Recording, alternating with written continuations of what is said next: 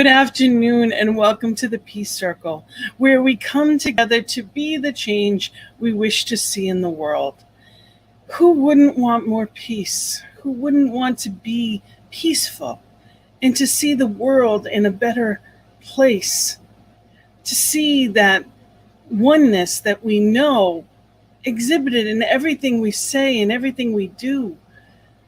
Who wouldn't want to see neighbors caring for each other with no seeming separation or division, respecting each other's cares and what is important to each other? Of course, that's what we would choose, but it isn't always what we see. So we come together at the Peace Circle to be that change we wish to see in the world, because if I am not at peace in this moment, I have nothing to contribute. I'm not giving to that peaceful nature. I am not holding and knowing in the truth. So every Peace Circle, we always begin with, I too have a dream. And it really sums up what it's all about. In my dream too, we all are equal, and not color, religion, nor income defines who we are. Neither country nor region defines us as kin. Whether 2 legs or 4, plants or animals, we are all created of the one Creator, with no greater claim to borrow this beautiful earth. In my dreams, we all are one, treating each other with love and respect, and living in peace. We are all truly awake, knowing our purpose to share love and joy, and to uplift each other, and in doing so, uplift ourselves. In my dream, we each remember and appreciate each other and truly understand that all is well. So it's a knowing that all is well. It's not something that I have to create. It's a knowing, and it's a trust. So how do I get there when I'm not feeling that? When what I see on the outside doesn't see, or what I'm feeling or experiencing on the inside doesn't seem to match up, how do I get to that place of speaking and knowing the truth? And that's what we're going to talk about tonight. We're going to talk about changing your thinking. You know, in New Thought, that's something that you'll hear just about more than anything. Change your thinking and change your life. It is something that we are based on, that we know thoughts are things, that there is power in what we're paying attention to. So how do we, as Ernest Holmes says, how do we think aright? And that's it sounds, well, just think of something else. But if I tell you, whatever you do, do not think of a purple cow. You're going to think of a purple cow. You can't get it out of your mind, because all you're thinking is, don't think that. Don't think of purple. Don't think of a cow. And that's all that's going to come up. So when I'm caught sometimes in a loop, what do I do? And we're going to talk about, how do I go into those places and change my mind? How do I be in that place and be different? Patricia Diane Cota says, trying to change the physical conditions without changing my consciousness is like trying to change the reflection in a mirror without changing the object causing the reflection. So basically, it's like trying to say, okay, I want to see something different, but nothing has changed. If nothing changes, nothing changes. And it's not about the outer change. It's about the inner change.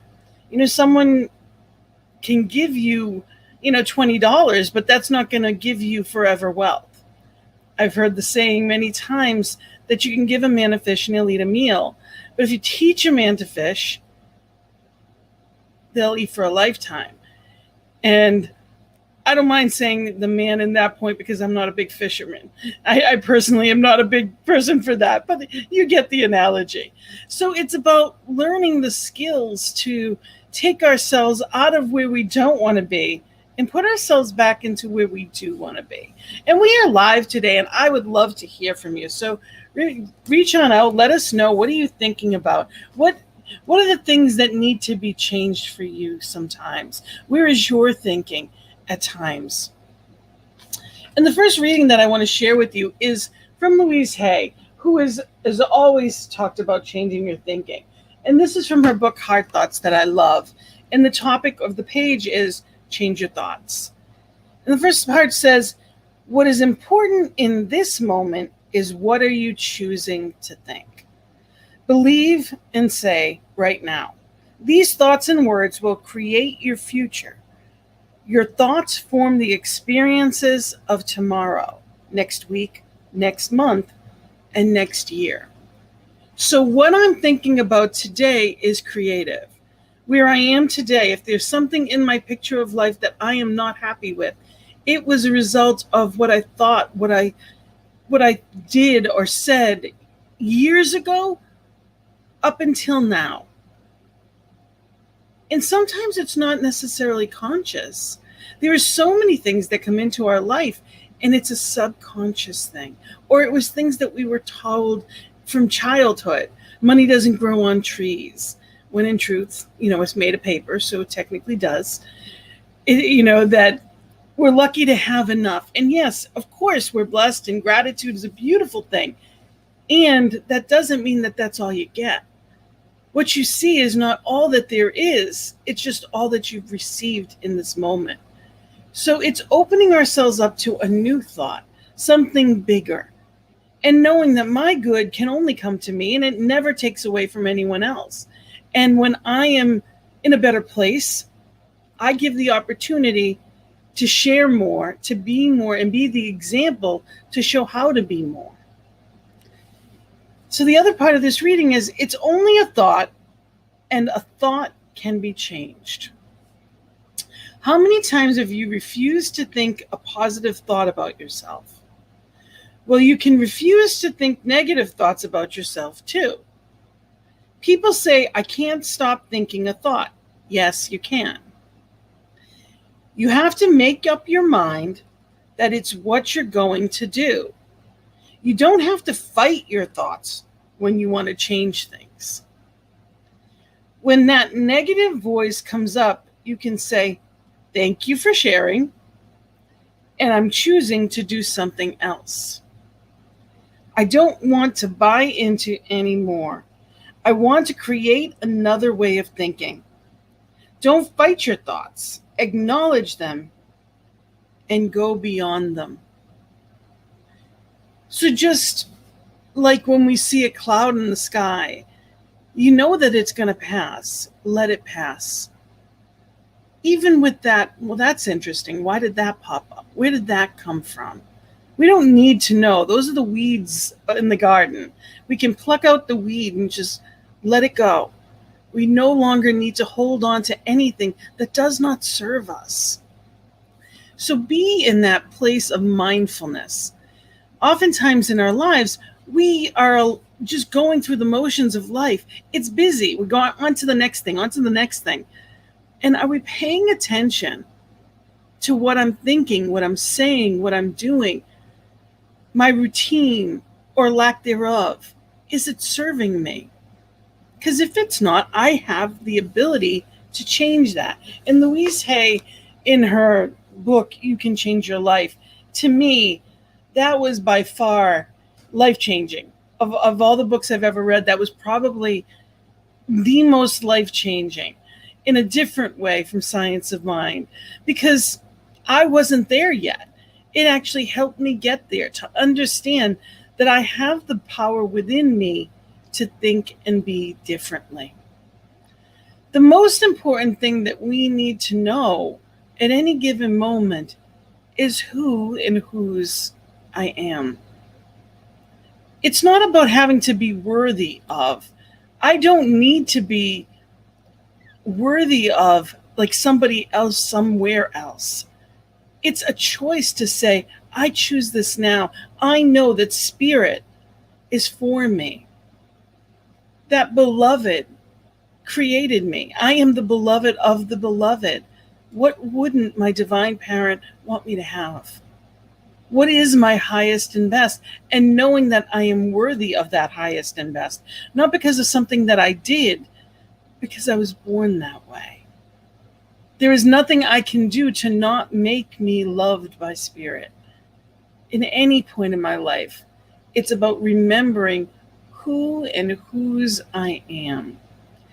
And in that, I invite you to listen to the words of this song and just be with it and know who and whose you are.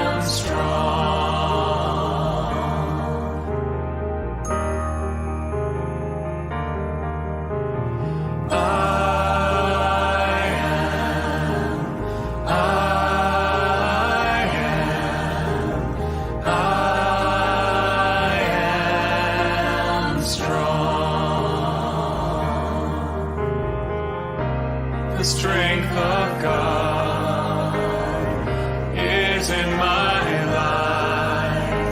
I am strong. I am healed.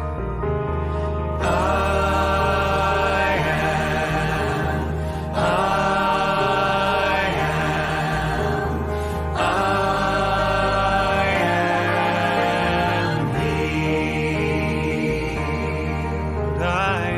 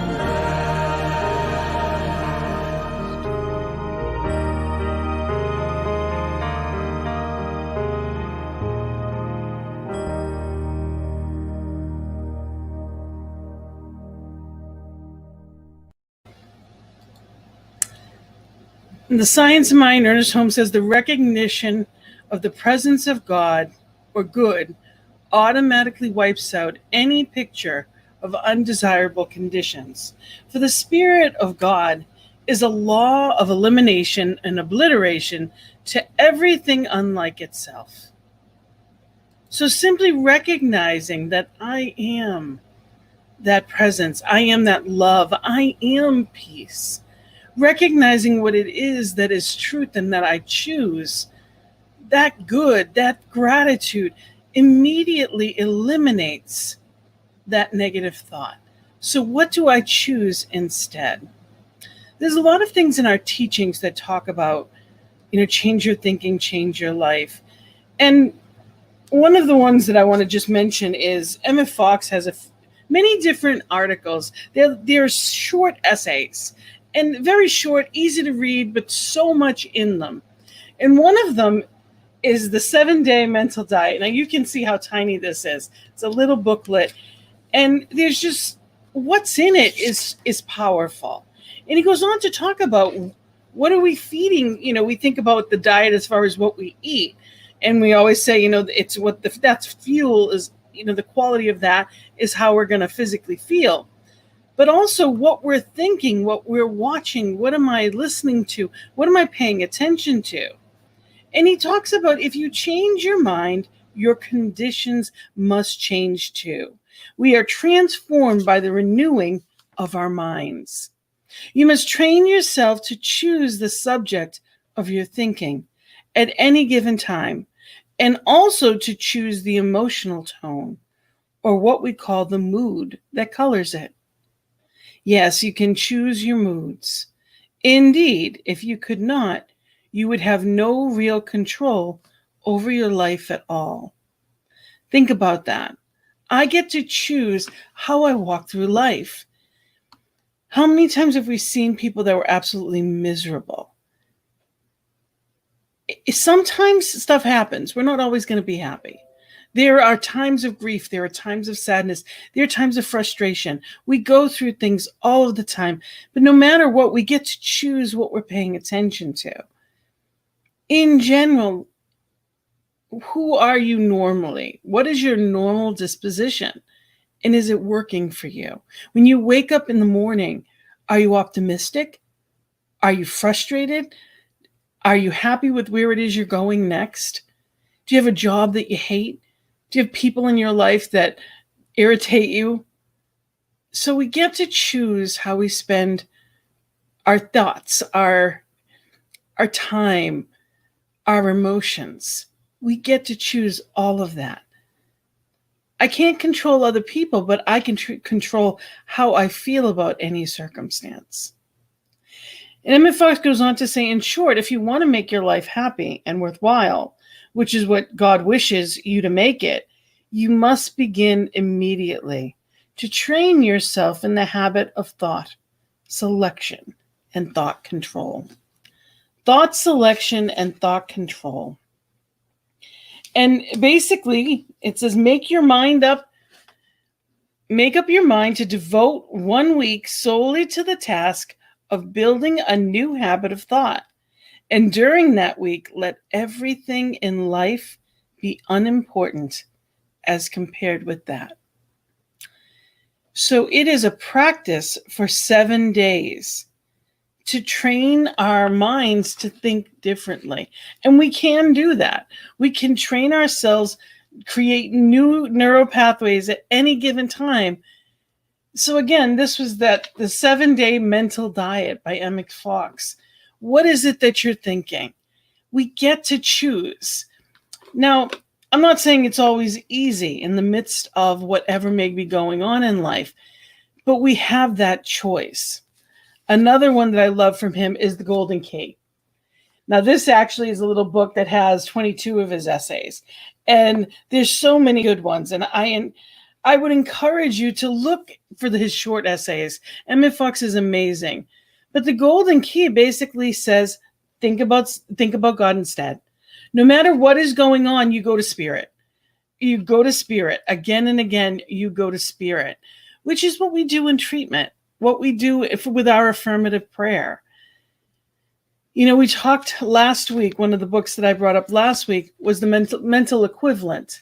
And again, if you notice, all of these are little books, easy to read, but packed with so much, not just intention, but so much instruction on simply how to think differently, because our thoughts become things, which is our life. So if for 1 week I can make it the most important thing to watch what I'm thinking about, it would change the rest of my life. So I encourage you to think about that. In the midst of whatever it may be, think about spirit. I know there was for a long time there were the wristbands, and there was this real movement of what would Jesus do. And we are in New Thought and Science of Mind, we talk about Jesus all the time as the master teacher. What would that Christ consciousness within us, that highest place, that highest knowing, what would it direct us to think? And are we living that way? I'm better at it than I used to be, but that doesn't mean that it's as good as it gets.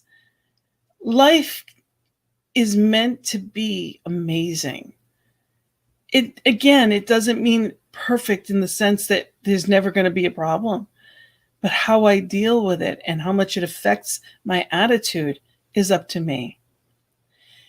We have tools in this movement, and I'm going to go through what those tools are, but I want to play another song for you that talks about change. And it's Karen Drucker's Winds of Change. And really be in that place, in that mindset, that willingness and allow change for you, knowing that spirit is there for you. Just be and allow the words to wash over you.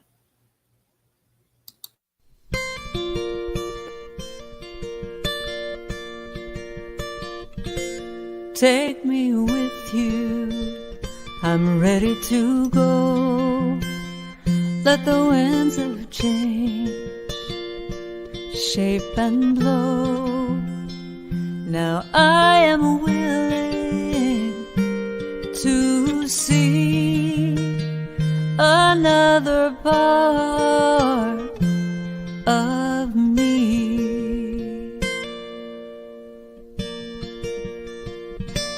Take me with you, I'm ready to go.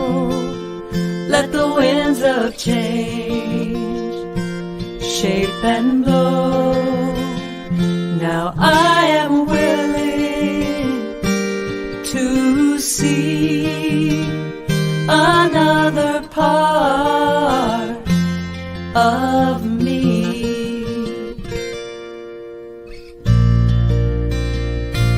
Take me with you, take me with you. I'm ready to go, I'm ready to go. Let the winds of change, let the winds of change shape and blow, shape and blow. Now I am willing to start a brand new chapter of my heart.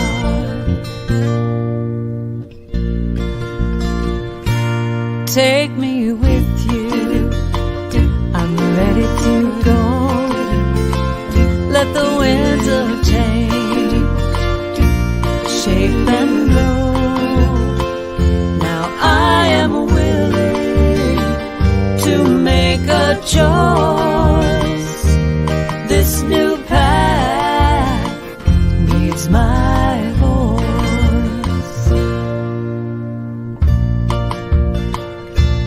Take me with you, I'm ready to go.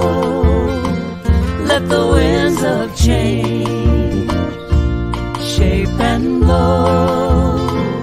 Now I am willing to let go. I surrender, and I know I am willing to let go. I surrender, and I know I surrender, and I know I surrender, and I know.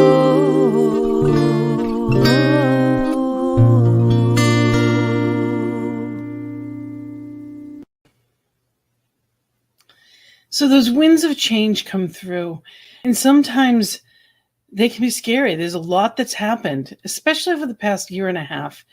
Life is different than it ever was before. Today's reading I loved from Unity's reading, the Daily Word. It was inner peace. So the peace of God is in my mind and heart.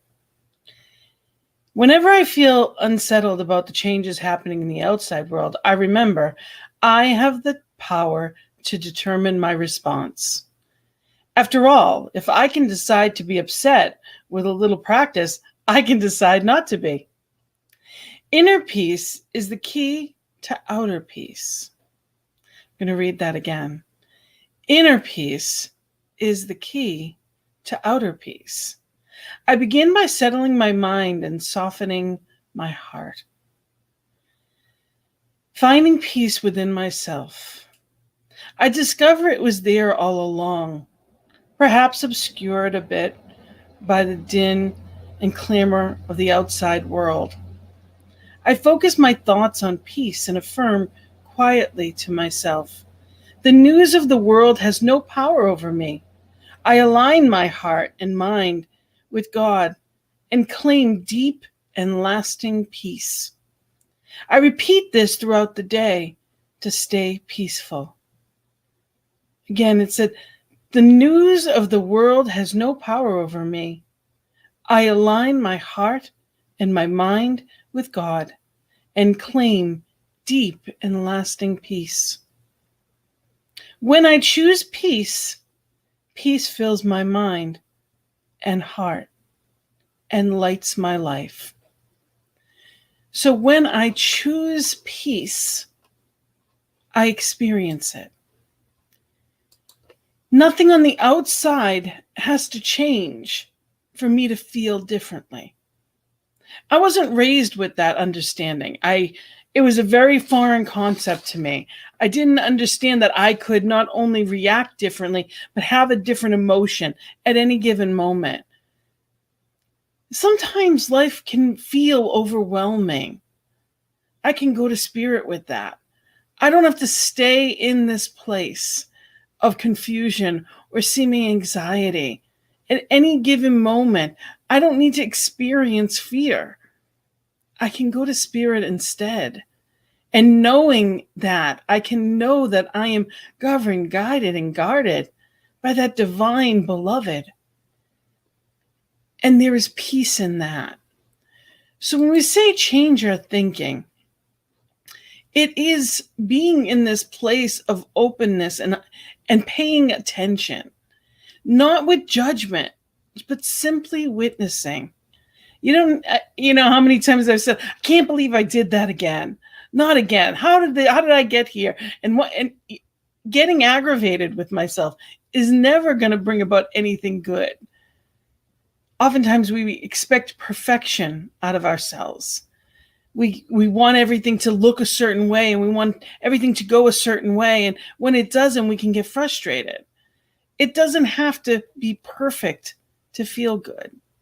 So when I'm not in that place, when I'm not experiencing the peace that I would choose, I can release my burdens. As you learn to release all your burdens to the right action of God, you'll find that everything falls into its proper place.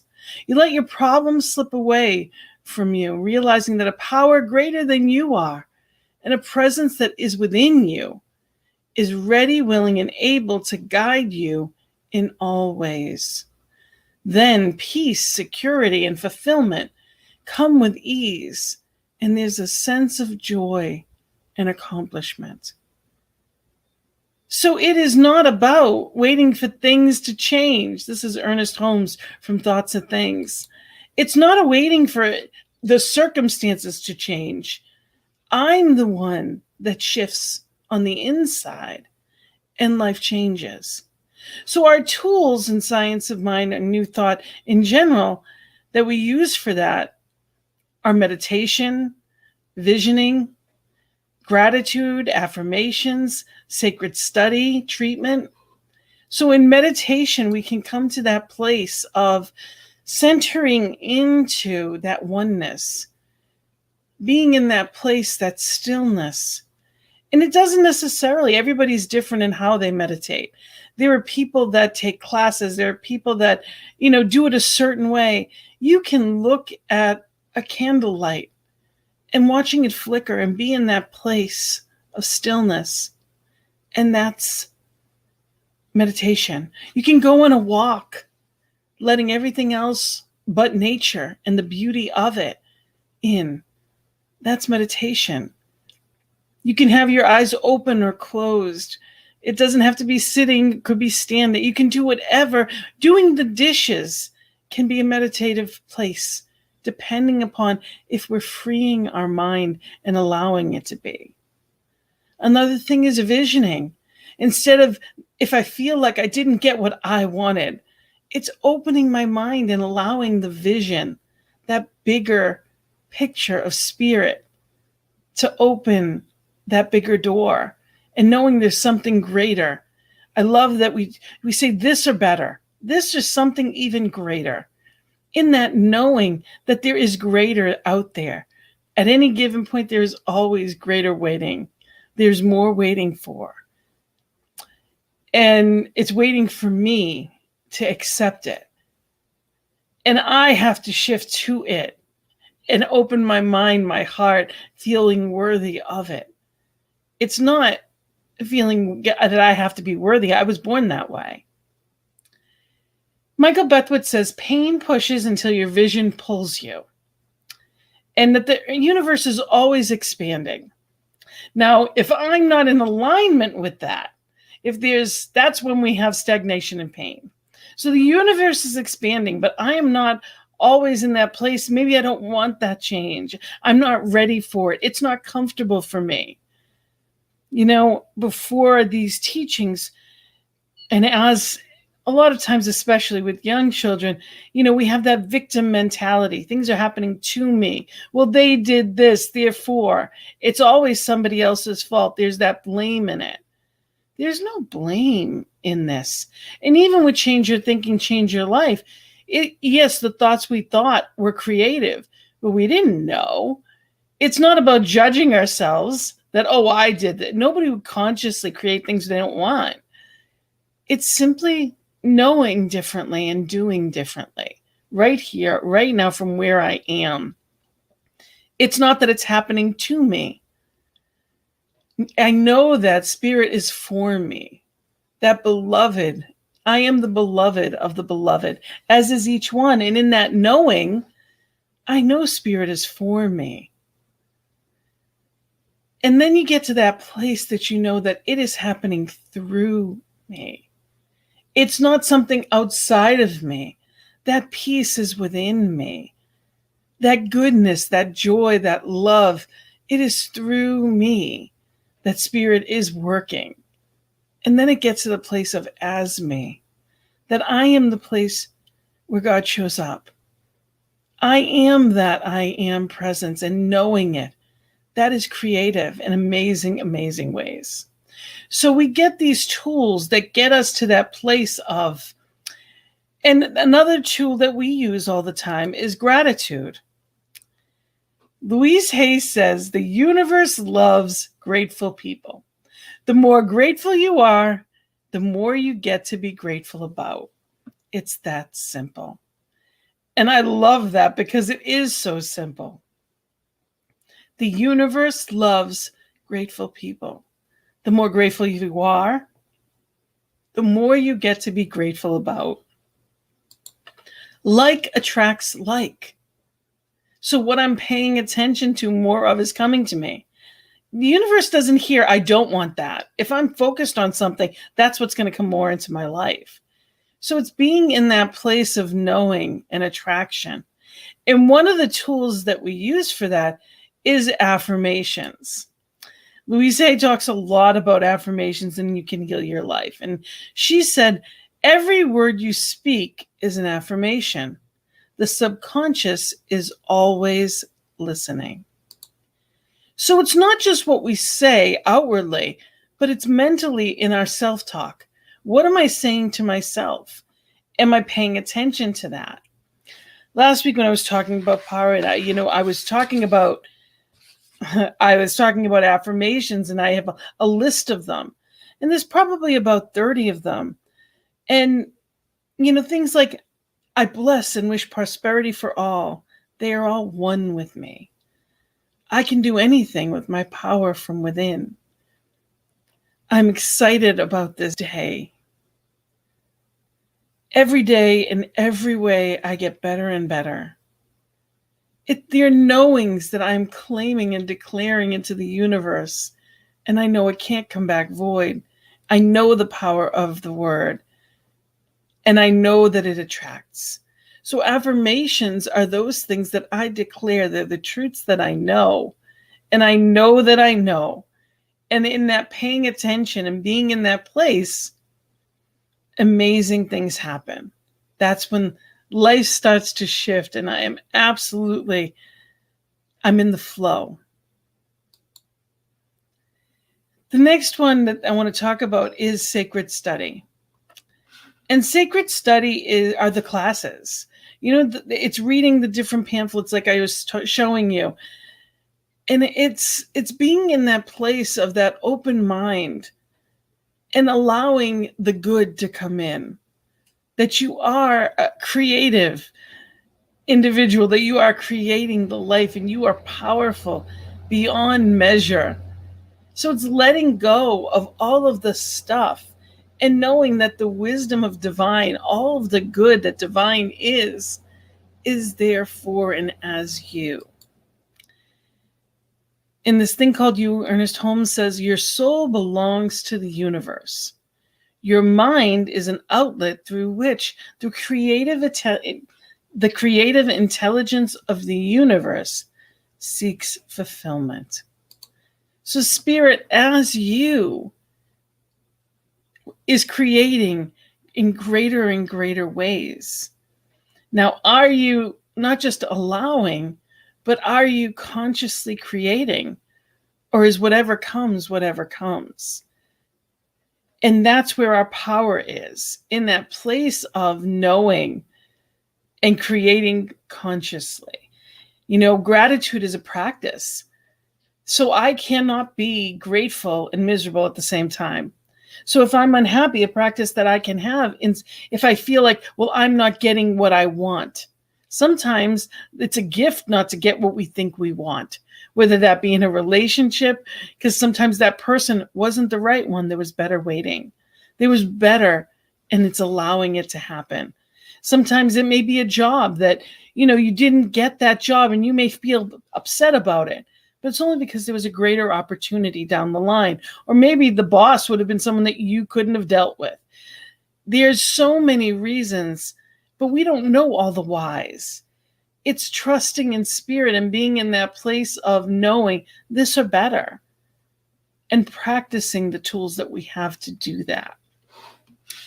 So the next song that I'm going to play, I invite you to be in that place of rising up. It's a great song. It's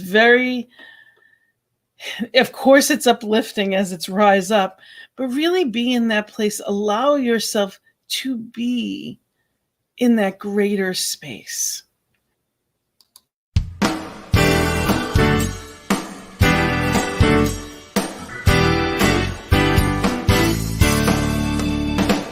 Not gonna cave into this pain in my heart. Not gonna listen to lies of self-hatred. Not gonna cry over yesterday's loss. Slip into darkness and wallow in pain. I've been there and done that, and I will not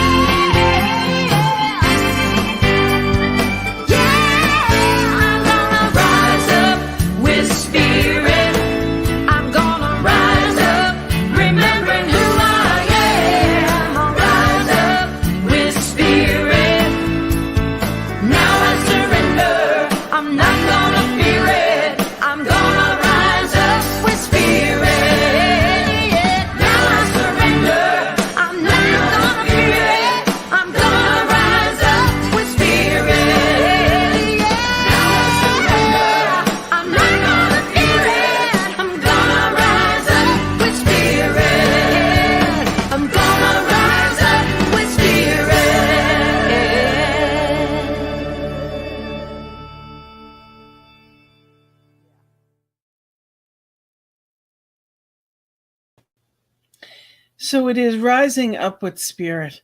And in any given moment, we have that tool to just turn to that divine guardian that has no ego, only love, and is there for us, as us, through us, right here, right now. And at any given moment that I choose to remember. And how we remember, the best way is prayer. And we use affirmative prayer. And we call it that because it is a knowing. It is not in pleading. It is not being there and saying, am I worthy enough? If you think it's okay, it's knowing and claiming who and whose you are. In that alignment is where things start to shift. And that alignment is always me. Spirit never moves. It's like when you look at the sun.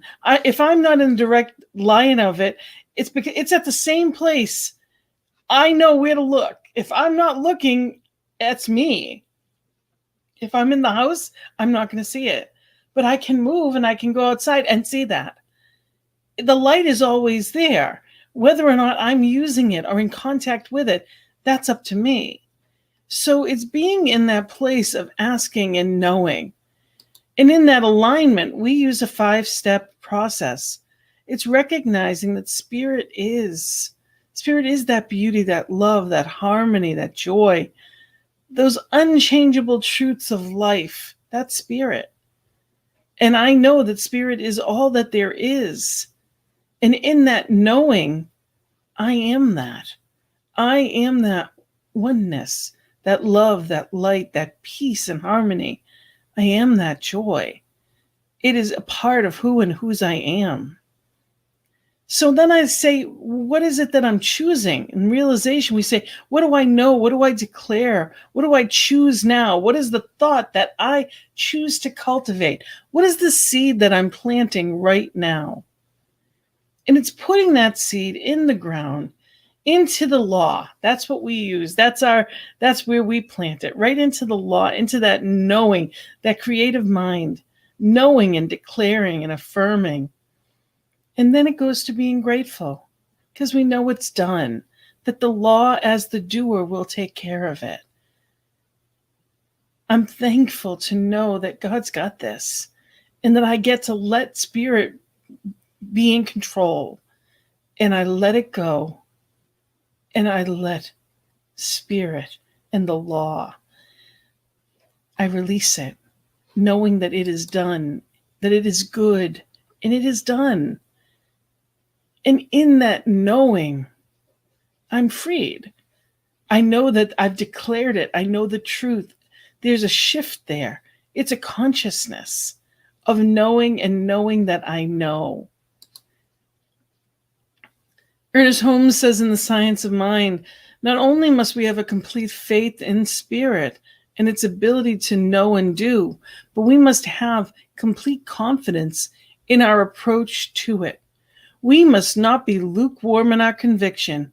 We must know that we know. It is that feeling and that knowing is where miracles happen. That's where that change takes place. There is love and there is law. That's what we talk about all the time. That spirit is that love. And law is how it works. And it's important to remember that the law is neutral. It is impersonal. It's not going to give to one and not the other. It's our worthiness that allows that. If we're expecting it, if there are 5 people in a room, and they're just random people in a room, and a practitioner prays, and a practitioner is anyone that knows truth, not just someone that's licensed. It knows and practices the truth. A practitioner prays in truth and treats and knows that truth for perfect employment for each one of those 5. The employment that they receive, that job, will only be for what they feel worthy of. You're not going to get a job you didn't apply for. So what are you applying for? Those 5 people may have come from jobs all over the spectrum financially. Those people may believe that they're worth only X amount. And they'll get a job that was up to X amount. That same treatment gives people what they believe. It's not because one is worth more than the other, one's time is more valuable. It's what they believe that is. And when the consciousness shifts, everything shifts. So it's knowing that the law is not choosing. We're choosing. The taking is mental. What am I bringing to the ocean? Am I filling a cup? Am I filling a barrel? Or am I diving in knowing that there is plenty to play in that joyful ocean and be in that love, knowing that there is plenty for all? So that's where we get to choose in how we receive. What do I believe?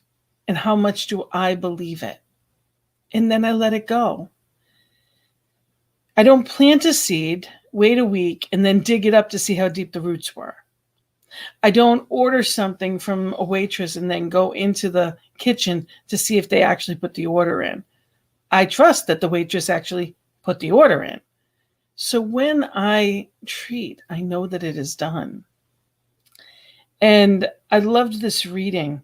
It's called Let Go and Let God. It's again from the Daily Word, and it's September 19th of 2020. It says, I let go and welcome the divine flow. How many times have I prayed for a resolution to a situation that was troubling me, for guidance along my path, or for a new opportunity, all the while clinging to a desired result? Needing situations to work out a certain way or remaining fixed on specific outcomes I want cuts me off from the divine flow of life that transcends the circumstances of my life and the limits of my imagination. I decide to let go and let God by releasing any rigid ideas that might impede the divine flow that is within me. I relax my tight grip on my needs and wants. I pray anew for the clarity to know what is mine to do and release the rest. As I let go and let God, I move toward greater life, love, and peace. So when I'm not trying to wrest something, I'm not trying to wrestle out of life, I can rest in that knowing peacefully that all is well, that there is a bigger plan, that if it isn't this job, that there's something greater waiting, that Spirit has even better planned. And as I know that in gratitude, that's where the shift happens. There's divine timing, and that's for all. If I'm trying to make it happen my way, that's not allowing Spirit for the highest and best.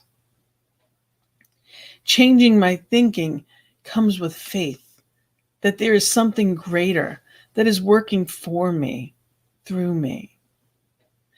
And that's a beautiful knowing. And that's where peace happens. There's a practice in that. You know, we want outward peace. It starts with inner peace. And that's where we contribute. When I am in that peaceful space, I'm not reacting. I'm acting in and with life, for me, for others, for that highest good. When I'm peaceful, I'm overflowing and I'm in the knowing. When I treat for peace and I know the harmony of divine, I'm setting a vibration forth that is so powerful. And Emmett Fox, in his little tiny pamphlet again, his little essay, How to Bring About Peace, talks about that. He says it's not a wonderful thought, in other words, a fantastical, that perhaps an undistinguished and unknown everyday person can sit quietly in a room and do more to save the world from inconceivable horrors of another war than can all the statesmen and diplomats together. Yet such is the case. And Fox goes on to say the fact that the concrete acts of individuals are merely the results of wide and deep currents of thoughts and feelings that already existed in the masses of peoples concerned. War breaks out because for a long time beforehand, the hearts of thousands of people on both sides of the frontier have been filled with hatred and fear, and sometimes also greed, pride, and the rest of the 7 deadly sins. And he goes on to say they are but the aftermath or outpicturing of the physical plane of the evil passions which preceded it. So we're seeing when it finally happens, it's because of all that went before it. He goes on to say it naturally follows from that scientific method for the prevention of war must lie in the changing of the mentality of the people. The holding of peace, peaceful meetings, pamphlets, books. And he goes on to say there's, however, a method of preventing war, which is both simple in its application and unfailing in its results. That method is scientific prayer. If even a comparatively small number of people will learn to pray scientifically and will then devote even a few minutes daily to scientific prayer for universal peace, there would never be another war. Let me say that I cannot too strongly emphasize the fact that it must be scientific prayer if it is to be of any practical use. Because it's knowing and knowing that we know and bringing it forth. It's not wishful thinking, it's not begging, it's not pleading. It's knowing the power of spirit flows in that prayer and allowing it to do that however it needs to. So I encourage you to be in that place of faith, to turn away from any seeming lack, any seeming problem, and know that in truth, Spirit's got this. Do that, those practices, the spiritual tools that lead us to that higher space of. Use the tools that we have to change our thinking and therefore changing our lives. That affirmative prayer which says, I know, and I know that I know. And then I gratefully let it go and give it over. Letting God be God, getting out of the way, and being in that peaceful space, knowing the truth, and expecting in that joyful expectancy for the miracles to come forth, expecting the demonstrations. So I'm expecting those demonstrations for you. I am knowing that peace, that love, that harmony for and as you today. And as we come to a close tonight, I want to just say this is my email, gina@believeinioutoday.com. I am a practitioner that's available for sessions as well as a life coach. If there's anything I can do to help you manifest that wonderful, joyful journey, please let me know. And if you've been blessed by this network, which has plenty of good news, please go to ntmedia.org and you can hit the donate button. We are here because of people like you. So again, it's going to ntmedia.org and hit donate and really know that, let people know there's good news. Tell people about the network and know that we are here with scientific prayer. We are here with that affirmative prayer. Every morning and every evening, our prayer team is here for you.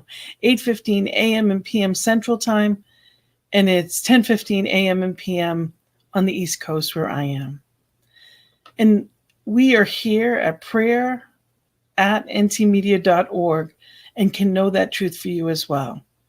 So we are here to reach out to us anytime. So Be in that place of knowing you can control what you think about, what you feel, what you experience. There's so much power in that. And simply allow divine love to be and flow and show up exactly where you are, knowing it is for you, joyfully for you. And I invite you on that joyful journey with me on Thursday afternoons. The joy is in the journey at 3 p.m., where we talk about how to have more, experience more of that joy that is within. So again, I thank you for being here and being the change we wish to see. I wish you a peace-filled and joy-filled week. I wish you blessings and love. Namaste.